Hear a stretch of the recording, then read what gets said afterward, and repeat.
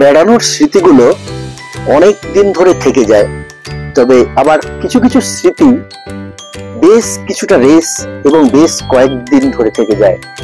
তার মধ্যে এটাও থাকবে আশা করি, কারণ এই হোটেলের ব্যালকনি থেকে এই দৃশ্য অনেক অনেক দিন থেকে যাবে। আজ নিয়ে যাব এক সুন্দর মনোরম দু চোখ ভরে মন ভরে স্মৃতির পাতায় আঁকার মতন এক জায়গায়। তবে কোনো মতেই বাজেট ফ্রেন্ডলি বলবো না, বাজেট বাড়িয়ে পেলিং এর সর্বোচ্চ জায়গায় একখানা হোটেলের ঠিকানা জানাবো। তার জন্য অবশ্যই স্কিপ না করে ভিডিওটি শেষ পর্যন্ত দেখে আপনার মতামত জানাবেন। আপনি পয়সার সঙ্গে আপোষ করবেন না স্মৃতির অ্যালবাম ভরাবেন? ভালো লাগলে অবশ্যই একটা লাইক ও শেয়ার করে দেবেন। পেলিংকে মূলত তিনটি ভাগে ভাগ করা যায়, লোয়ার, মিডিল এবং আপার পেলিং। অবশ্যই আমার সাজেশন আপার পেলিং এ থাকার চেষ্টা করবেন আর মাউন্টেন ফেসিং রুম নেবেন। কপাল খুব খারাপ না হলে কাঞ্চনজঙ্ঘাই আপনাকে ঘুম থেকে তুলে দেবে। এক কাপ চা নিয়ে ব্যালকনিতে বসে যান। আমরা পেয়েছিলাম পূর্ণিমার চাঁদে রাতের কাঞ্চনজঙ্ঘা, ভোরে চাঁদ ও সূর্যের কিরণের সংমিশ্রণে বরফ পাহাড় দেখার সৌভাগ্য। এবারের সিকিম ভ্রমণ মূলত ছিল সাউথ ও ওয়েস্ট সিকিম। সিকিম ভ্রমণের এটি আমার তৃতীয় পর্ব। আগের দুটি পর্বের লিংক দিয়ে রাখলাম, দেখে নিতে পারেন। আমার এই হোটেলটির পাশে আরো কতগুলো হোটেলের কন্টাক্ট নাম্বার আলাদা করে একটি ভিডিও আপলোড করব, দেখে চুজ করতে পারেন আপনার হোটেলটি। আমরা চলে এলাম হোটেল রিট্রিট ক্র্যাসুলা ওভাটা আপার পেলিং। আপার পেলিং এ এই হোটেলে আমরা এন্ট্রি নিচ্ছি। এখানে সুন্দর একটা সিস্টেম দেখে অভিভূত হয়ে গেলাম। হ্যাঁ, ওয়েলকাম জানাচ্ছে এরা, very fantastic, many many thanks, many many thanks. সুন্দর লাগছে, একটা অভিনবত্ব আছে, অবশ্যই অভিনবত্ব আছে। হ্যাঁ, আমরা পেলিং এর সব থেকে উঁচু জায়গায় একটি হোটেল ক্র্যাসুলা ওভাটাতে রয়েছি। এই ক্র্যাসুলা ওভাটা হলো এমন একটা জায়গায় যেখানে এই হ্যালিপ্যাডের ঠিক সামনে। পেলিং রোপওয়েটি এখনো চালু হয়নি। এই পেলিং রোপওয়ে, তারপর এক মনোরম প্রাকৃতিক দৃশ্য, ব্যালকনিতে বসে পাহাড়ের অপরূপ দৃশ্য দেখতে দেখতে আপনি হারিয়ে যাবেন পাহাড় দেখতে এবং বরফ পাহাড়ের দেখতে। ভোরের শশীর আলোক ছটায় বরফ পাহাড় মনকে নাচায়, সাদা মেঘে আকাশে ভরায় সকালের রবি দীপন বাড়ায়। পর্দা সরিয়ে হঠাৎ দেখি সাদা পাহাড় দেখায় ভেলকি, মেঘ সরিয়ে লাগছে ভালো গায়ে পড়া রবির আলো। এই ছিল আমাদের হোটেল ওভাটার রেস্টুরেন্ট। আমরা চলে এলাম ব্রেকফাস্টে। ব্রেকফাস্টে বুফে সিস্টেমের ছিল। আমাদের ব্রেকফাস্ট কমপ্লিমেন্টারি। এই রেস্টুরেন্ট থেকেও কাঞ্চনজঙ্ঘার পিকগুলো সুন্দরভাবে দেখা যাচ্ছে। আজকে আমরা এক্সপ্লোর করতে বেরিয়ে পড়েছি এই হোটেল ওভাটা থেকে। আর আমরা প্রথমে যাব স্কাই ওয়াক। আমরা আবার ফিরবো এই হোটেলে। আজকে আবার নাইট স্টে এই হোটেল। আমরা চলে এলাম পেলিং এ সব থেকে একটা প্রসিদ্ধ জায়গা, এখানে অনেকেই আসেন, স্কাই ওয়াক। পেলিং এর স্কাই ওয়াকে চলে এলাম।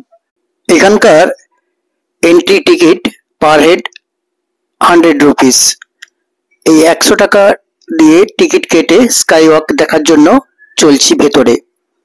7200 ফিট উচ্চতায় অবস্থিত পেলিং এর স্কাই ওয়াকটি ভারতের প্রথম স্কাই ওয়াক। এখানকার স্কাই ওয়াকটি 2018 সালে চালু হয়। 360 ডিগ্রি ভিউতে হিমালয়ান ল্যান্ডস্কেপ দেখা যায়, দারুণ। পরিষ্কার আকাশে, মেঘমুক্ত আকাশে ভীষণ ভালো লাগে এখানকার পরিবেশ। আমরা স্কাই ওয়াকে চলে এলাম। এটা একটা গ্লাস ব্রিজ। তো রাজগীরেও দেখেছি গ্লাস ব্রিজ, সেখানে প্রচুর হাওয়া ছিল। তো সেটা একরকম, এটাও একরকম। এটা অনেকটা বড়, লেংথে অনেক বড়, আর 360 ডিগ্রি প্যানোরামিক ভিউ দেখতে পাচ্ছি।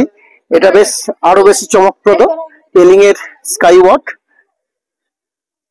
খুব সুন্দর লাগছে ওপর থেকে, এই পাহাড়গুলো এবং মেঘ ভেসে চলছে। তো এই জিনিসটা দুর্দান্ত। একটা মূর্তি দেখা যাচ্ছে, অনেক উঁচু মূর্তি, আর সবকিছু নিয়ে একটা ভীষণ সুন্দর পরিবেশ। স্কাই ওয়াক দেখার পর চললাম 137 ফুট উচ্চতার চেন রেজিং স্ট্যাচু দেখতে। বেশ কয়েকটি সিঁড়ি ভেঙে উঠতে হয়। সিঁড়ির দুদিকেই গোল্ডেন কালারের বহু প্রেয়ার হুইল রয়েছে। সিকিমে বুদ্ধের 3টি রূপ রয়েছে: গুরু রিনচেন পং, চেন রেজিং এবং বুদ্ধ। এখানে রয়েছে 137 ফুট উচ্চতার চেন রেজিং রূপের মূর্তিটি। ওপর থেকেও পূর্ব হিমালয়ান ভিউ সুন্দরভাবে দেখা যাচ্ছে। ওপরে রয়েছে একখানা মস্ত বড় প্রেয়ার হুইল, সবাই ব্যস্ত তা ঘোরাতে। এর ভেতরে ঢুকে দেখলাম একখানা শান্ত ধর্মীয় প্রেয়ার হল। এবার চলে এলাম সিকিমের সব থেকে পুরনো ও তাৎপর্যপূর্ণ মনেস্ট্রি, পেমাংসে মঠ। এখানকার শান্ত ও আধ্যাত্মিক পরিবেশ আপনার ভালো লাগবেই। 1705 সালে লামা লাতসুন চেম্পো দ্বারা প্রাণ পেয়েছিল এই মঠটি। চারদিক কাঞ্চনজঙ্ঘার দৃশ্যে ভরা সুন্দর জায়গা। এটি সিকিমের সমৃদ্ধ বৌদ্ধ ঐতিহ্য ও সংস্কৃতিকে তুলে ধরেছে। পেলিং এর কাছেই অবস্থিত। শ্বাসরুদ্ধকর প্রাকৃতিক দৃশ্যের জন্য সুপরিচিত এই মঠটি। 3 তলা বিশিষ্ট 2085 মিটার উচ্চতায় অবস্থিত মঠটির দেওয়ালে চিত্রকর্ম ও বিভিন্ন তলায় দেবতাদের মূর্তি আঁকা রয়েছে। আমরা চলে এলাম বার্ড পার্ক দেখতে। 100 টাকা এন্ট্রি ফি এবং 20 টাকা পার্কিং ফি। এটা দিয়ে বার্ড পার্ক এবং এর ভেতরে একটা পুরনো প্রাসাদ দেখতে যাব। আমরা চলেছি বার্ড পার্কের ভেতরে। পাখি দেখা যাক আর না দেখা যাক, এই পরিবেশে হাঁটতে ভালোই লাগছে। কিছু হয়তো পাখি দেখা যাবে মনে হচ্ছে। এই যে চেনগুলো ঝুলছে যাতে করে না পাখিগুলো বেরিয়ে পড়তে পারে, কিন্তু আমরা অনায়াসে ঢুকে যাচ্ছি। এইভাবে দেখা যাক কিছু দেখা যায় কিনা। ও বাবা, এই কিছু লাভবার গুলো আছে এর ভেতরে। এই যে দেখা যাচ্ছে এই কিছু লাভবার, এই কিছু কিছু লাভবার গুলো দেখা যাচ্ছে, ওইগুলোই আছে। খুব একটা ভালো লাগলো না।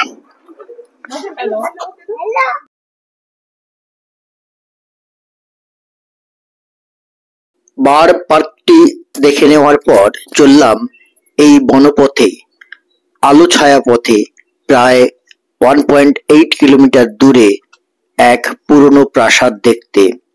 প্রাসাদটি যাই হোক না কেন, অবশ্যই এই সুন্দর বনপথে একবার হেঁটে নেবেন, ভীষণ ভালো লাগবে। সিকিম রাজ্যটি ভীষণ পরিষ্কার পরিচ্ছন্ন জায়গা। এখানে কোনো প্লাস্টিক অ্যালাউ নেই। শুধু বোর্ড ঝুলিয়ে ক্ষান্ত নয় এরা খুব মেনটেন করে, ভীষণ ভালো লাগবে। অবশেষে আমরা চলে এলাম র্যাবডেন্সে, the ancient capital of Sikkim. এই রাজ্যে আমরা চলে এলাম, আর এইখান থেকেই শুরু এর পরীক্ষা। সিকিমের ওল্ড ক্যাপিটালের আমরা এখন চলছি এর ওয়ার্কশিপ অঞ্চলে। 1670 সাল থেকে 1814 সাল পর্যন্ত সিকিমের সেকেন্ড ওল্ডেস্ট ক্যাপিটাল ছিল এই র্যাবডেন্সে। গুর্খা দ্বারা ধ্বংসপ্রাপ্ত হয় এই রাজত্ব।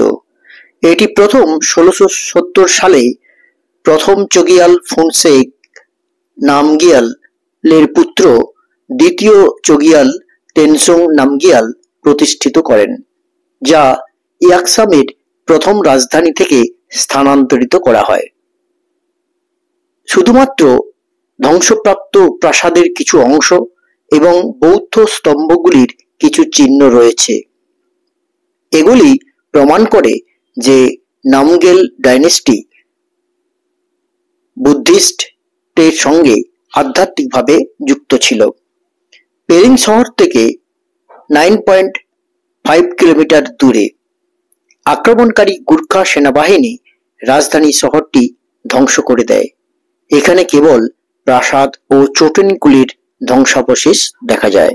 বনের ছায়ায় শীতল হাওয়ায় মন যে পাগল পারা, ঘন বন পথে যেতে যেতে শুকনো পাতায় শব্দে ভরা, কুহু কুহু ডাকে কোন সে গাছের শাখে, মিটল বনের খরা। আবার ওই একই পথে ফিরলাম। বনের পথ দিয়ে হাঁটতে ভালোই লাগলো, এত ভালো লাগবে ভাবিনি। বনের শীতল ছায়ায় সবাই ক্লান্তিহীন ভাবেই হেঁটে ফিরে এলাম। এসে একটি ছোট কাফেতে চা ও মোমো খেলাম। ফিরে এলাম হোটেলে। আপার পেলিং এর সব থেকে উঁচুতম জায়গায় এই হোটেল ক্র্যাসুলা ওভাটা তার ব্যালকনিতে দাঁড়িয়ে ভোরের চাঁদের আলোতে কাঞ্চনজঙ্ঘার পিক দেখার সৌভাগ্য হলো। অনেকে সূর্যের আলোতে দেখে, কিন্তু আমরা আজকে চাঁদের আলোতে দেখতে পাচ্ছি কাঞ্চনজঙ্ঘার পিক। ওহ, সেদিনের সেই পূর্ণ পূর্ণিমায় বসেছি রাতে ওভাটার বারান্দায়, হিমালয় যেন হাতের মুঠায় উঠল ফুটে চাঁদের ছটায়। খিলখিলিয়ে হাসছো তুমি সোনালি চাদর গায়ে, কি সুন্দর লাগছে তোমায়, বারে বারে আসবো ফিরে তোমায় দেখার আশায়। একদম বাড়ির কাছে চলে এসছে এবং হঠাৎ করে এই পিকগুলোর কালার আস্তে আস্তে করে চেঞ্জ হতে শুরু করেছে। সূর্যের আলোতে একটা গোল্ডেন কালার নিয়ে নিয়েছে। এইটা দেখার জন্যই আমরা বসে আছি সেই সকাল থেকে। দারুণ দারুণ। আমরা রয়েছি পেলিং এ, আর পেলিং এ মর্নিং ওয়াকে বেরিয়ে একজন ভদ্রলোকের সঙ্গে দেখা হলো। এনার সঙ্গে দেখা হয়ে আমরা সত্যি খুব আপ্লুত। চন্দননগরের, আপনি কিছু বলুন অমিতাভ বাবু। অমিতাভ গাঙ্গুলি, দারুণ। আপনার সঙ্গে আলাপেও খুব ভালো লাগলো, আর এত সুন্দরভাবে আমরা পিকটা দেখতে পাচ্ছি আমাদের হোটেল থেকে, খুব ভালো লাগছে, দারুণ লাগছে। আপনাদের সঙ্গে দেখা হয়েছে, এটা আমাদের কাছে একটা বড় পাওনা। তাও তো পেয়ে আপনাকে এই মর্নিংটা আমরা ভীষণ খুশি। আর আবার দেখা হবে, আবার কোথাও না কোথাও দেখা হবে। পৃথিবী গোল, অবশ্যই। ঠিক আছে, সুন্দর। আপার পেলিং এর এই সুন্দর হোটেলে দুরাত্রি স্টে করে আজ আমরা নামছি শিলিগুড়ির উদ্দেশ্যে।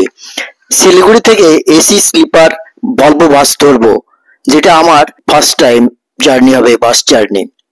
পথে যেতে যেতে কিছু স্পট দেখে নেব, রিনচেংপং মনেস্ট্রি এবং কালুকে ডাক বাংলোতে যে ঘরে রবি ঠাকুরের কাটিয়েছেন তা দেখে নেব। এত উঁচুতে নিজের কোম্পানির আউটলেট দেখলে কার না ভালো লাগে। আমরা আজ পেলিং এর হোটেল থেকে শিলিগুড়ি যাওয়ার উদ্দেশ্যে বেরিয়েছি। বেরিয়ে রাস্তার মধ্যেই ডিসিশন নেওয়া হলো আমরা কালুক যাব। এই কালুক থেকে 3 কিলোমিটার দূরে রিনচেন চলিং মনেস্ট্রি দেখতে চলে এলাম। রিনচেন চলিং মনেস্ট্রি, চলুন ভেতরে দেখা যাক। কালুকের কাছেই ভীষণ সুন্দর, খুব কালারফুল একটি বৌদ্ধ মঠ হল রিংচেংপং মনেস্ট্রি। এটি সিকিমের তৃতীয় পুরনো বৌদ্ধ মঠ, যা 1730 সালে তৈরি হয়। এখানে বুদ্ধের 3 রূপের মধ্যে রিনচেংপং রূপে বুদ্ধ আবির্ভূত। পশ্চিম সিকিমের ছোট্ট একটি গ্রাম হল কালুক, হিমালয়ের পাদদেশে অবস্থিত। কালুকের কাছেই ডাক বাংলো, এর ভেতরে রবীন্দ্র স্মৃতিবন, যেখানে রবীন্দ্রনাথ ঠাকুর কয়েকদিন কাটিয়েছেন। এই জায়গাটিও বাঙালি পর্যটকদের কাছেই একটি প্রসিদ্ধ পর্যটন স্থান, যেখানে ইস্ট ইন্ডিয়া কোম্পানির কিছু উচ্চপদস্থ কর্মকর্তা গুরুত্বপূর্ণ দপ্তর ছিল একসময়। এখানে বসেই রবীন্দ্রনাথ ঠাকুর তাঁর গীতাঞ্জলি কাব্যের চিত্ত যেথা ভয় শূন্য কবিতার লাইনগুলি লেখেন। বাঙালি হয়ে এই ডাক বাংলো দেখতে আসবো না, এটা হয় না। তাই এই কালুকের পেলিং থেকে অনেকটা দূরে কালুককে এই ডাক বাংলোতে চলে এলাম। বাঙালির আবেগে ভরা থাকুক ছোট্ট গ্রাম সিকিমের কালুক। ডাক বাংলোয় থেকেছেন আমাদের রবি, গীতাঞ্জলির লাইন লিখেছেন কবি। আমাদের এই জার্নি আপনাদের কেমন লাগলো জানাতে ভুলবেন না। ভালো লাগলে অবশ্যই লাইক ও ভিডিওটি শেয়ার করে দেবেন। আমার পরবর্তী পর্বে থাকছে আপার পেলিং এর এই হোটেল রিট্রিট ক্যাসোরা ওভাটা নিয়ে সম্পূর্ণ ভিডিও। তার সঙ্গে পাশের কয়েকটি হোটেলের কমপ্লিট ইনফরমেশন পেতে আমার চ্যানেলটি ফলো করুন। আমরা সিকিমে যে ছোট গাড়ি করে 5 দিন ঘুরলাম, তার ড্রাইভার নির্মল ছেত্রী বা ফুরবা ভীষণ সৎ, দক্ষ ও ভদ্র মানুষ। তার কাছ থেকে কিছু জেনে নেব। আমরা এখানেই কমপ্লিট করলাম আমাদের সাউথ সিকিম এবং ওয়েস্ট সিকিম জার্নি। আর জার্নিটা ভীষণ সুন্দর হয়েছে। কেমন হয়েছে সব বলো? খুবই সুন্দর হয়েছে, ভালো হয়েছে সবাই বলছে যেটা। আর যার সাহায্যে এতটা ভালো হয়েছে সে হচ্ছে আমাদের নির্মল ছেত্রী। ওনার ফোন নাম্বারটা আমি डिस्क्रिप्शन बॉक्स में रेखे देबो। तबु निर्मल जी कैसे लगा हम लोग को? एकदम बढ़िया, एकदम बढ़िया। आप लोग एकदम सीधा साधा आराम से घूमता है। कोई आपका फोन नंबर दे दीजिए। इसमें बोल दे, मैं बोल दे 9775950139। फिर एक बार 9775950139। Thank you. আর আমার ভিডিও ভালো লাগলে অবশ্যই একটা লাইক এবং শেয়ার করে দেবেন। অসংখ্য অসংখ্য ধন্যবাদ।